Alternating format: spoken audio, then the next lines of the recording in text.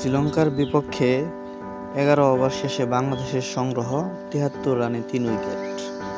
জয় পেতে তখনও ৫৪ বলে ৫২ রান করতে হবে বাংলাদেশকে।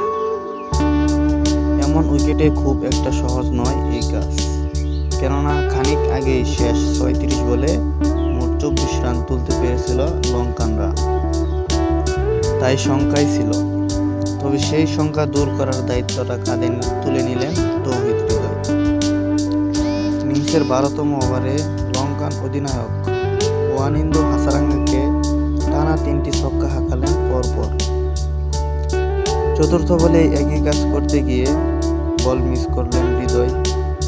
লেগ বিফোরের ফাঁদে পড়লেন, সাজঘরে ফিরলেন তৌহিদ হৃদয়। তবে ফেরার আগে ঠিকই ২০ বলে ৪০ রান করে গেছেন তৌহিদ হৃদয়। তাতে জয়ের সুবাস পেয়ে যায় বাংলাদেশ। তোর মাঝে লিটন ও সাকিব দ্রুত ফিরলে খানিকটা সংখ্যাও জায়গা হারে।